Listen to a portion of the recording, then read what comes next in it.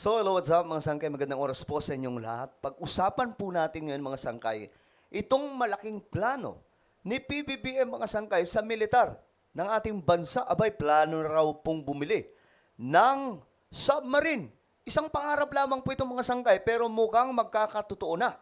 So, alamin po natin ang report tungkol dyan.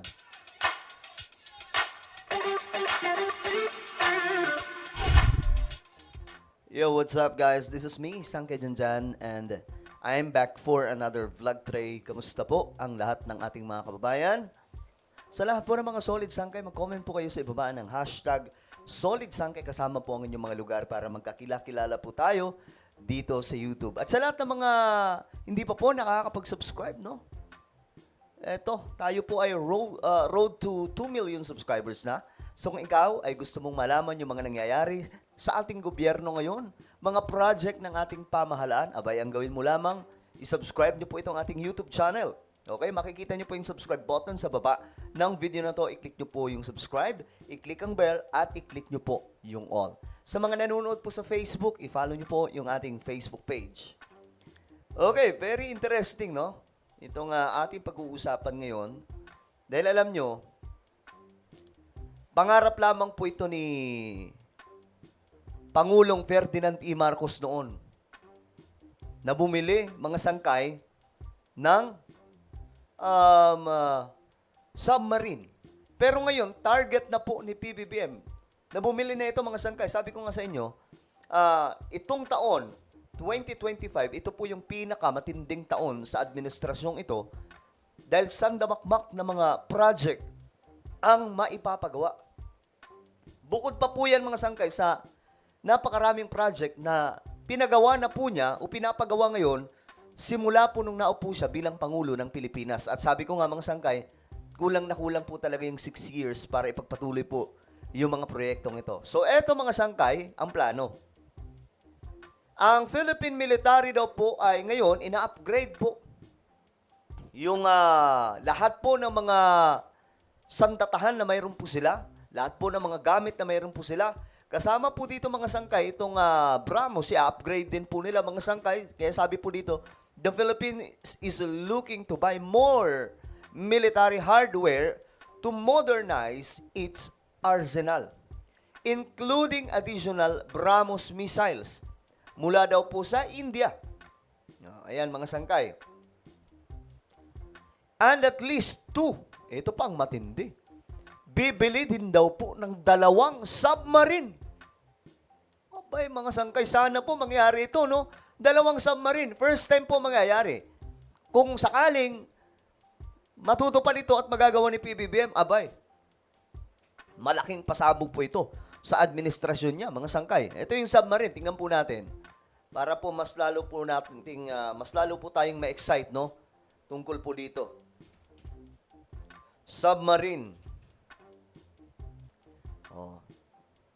Ayan, mga sangkay. Ito, mga kagaya po nito. Oh, ayan. Philippines to procure submarines for archipelagic defense. Ayan, mga sangkay. Nag-announce po na mukha nga pong bibili. Sana, mga sangkay, mangyari po ito, no? Alamin po natin ang balita ngayon, mga sangkay. Asan na ba yun? Ayan, ito. Tingnan po natin. Bilang bahagi ng modernisasyon sa sandatahang lakas ng Pilipinas, plano ng Armed Forces of the Philippines na bumili ng submarine. Patuloy naman ang pagbabantay sa mga barko ng China na nasa exclusive economic zone ng bansa. Alam nyo, kailangan po natin ito mga sangkay. Kasi dapat noon pa po tayo may submarine. Pero hindi nangyari dahil nga po sa, alam nyo naman mga sangkay, na wala po si Ferdinand E. Marcos. Dahil nga po rin sa mga kumukontra. Parang ngayon din po yan. Kumukontra kay PBBM. Same situation mga sangkay nung panahon po ni Apo Lakay. May balitang pambansa si Patrick De Jesus ng PTV. Sa harap ng patuloy na pagpapabuti ng depensa ng bansa ay ang modernisasyon sa kagamitan ng sandatahang lakas.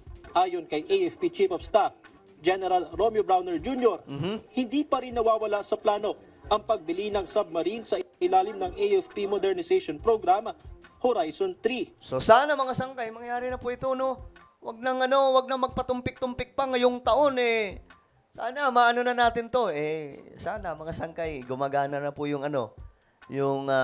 Marcos Wealth no para mapabilis. Alam nyo, malalaman po natin yan na mayroon na nga pong nangyayari patungkol po sa Marcos Wealth.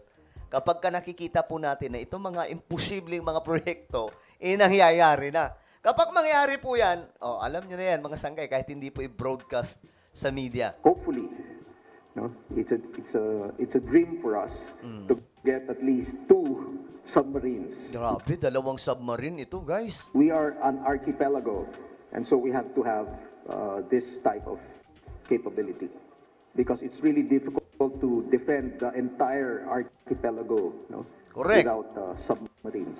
Sa mga nakalipas sa taon, tumaas ng 29% ang pondo para sa AFP Modernization Program, kung saan 35 billion pesos ang inilaan ng pamahalaan ngayong 2025. Okay.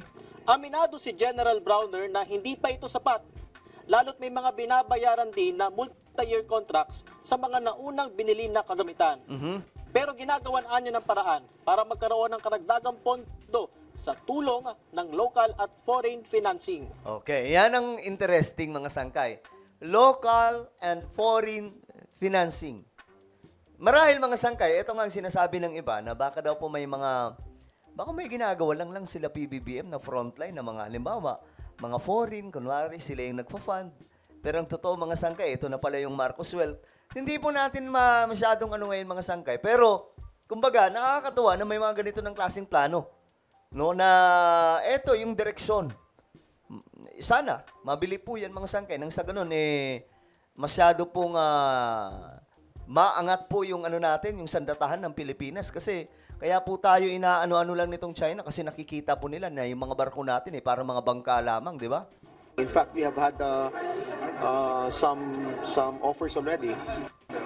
So pinag-aaralan po natin yung legality nito. But sa lahat po ng tulong na pwedeng maibigay sa AFP, sa Philippine Coast Guard at sa iba pang ahensya ng gobyerno that are involved in securing our territory and our sovereign rights, these are all welcome to us.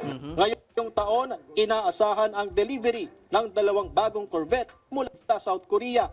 Kabilang ang BRP Miguel Malvar na darating sa Marso. Mayroon ding bagong landing dock ships at 6 na offshore patrol vessels. Ayan po, mga sangkay, mga bagong bili po yan nila PBBM. Tingnan nyo yan, ha? Samantala, patuloy na tinatapatan ng Philippine Coast Guard ang mga barko ng China na nasa exclusive economic zone ng Pilipinas. Kabilang na rito ang Chinese research vessel na Lanhai 101 na unang nadetect sa loob ng archipelagic waters ng bansa at huling namataan sa bahagi ng Babuyan Islands, pabalik ng China, bagamat nagpaalam noon ang nasabing research vessel na ang kanilang pagdaan ay dahil sa masamang kondisyon ng dagat.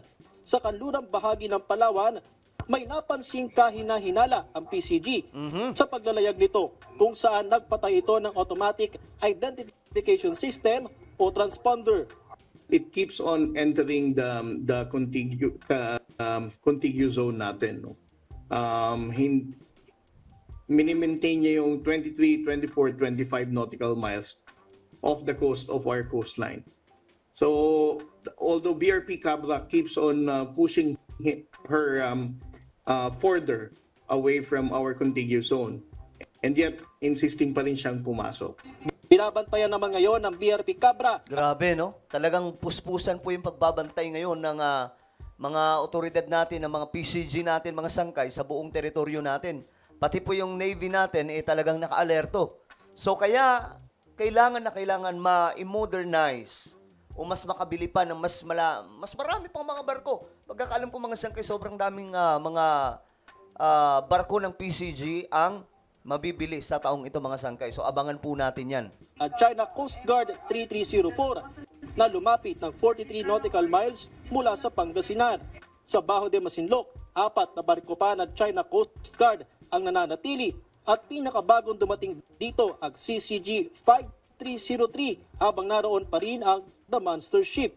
Sa kabila nito, tiniyak ng PCG na may sapat na kakayahan ng bansa para bantayan kung magkaroon ng tangkang reclamation sa Scarborough Shoal. Ayun, kasi yun po yung kanilang plano dyan eh.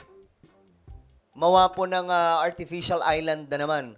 Kung nagawa po nila yan mga sangkay noon, nung nakaraang administrasyon, ang magpagawa po ng mga artificial island po dyan, hindi na po ngayon mga sangkay. Yun po yung, kumbaga ito yung kinagandahan. Kasi we are trying to defend our territory mga sangkay. No? Bagamat yung iba sa ating mga kababayan, kumakampi sa China, binangangalandakan pa po nila na sinasabi po nila na anti-China, ayaw sa China, pero magagamit galing sa China.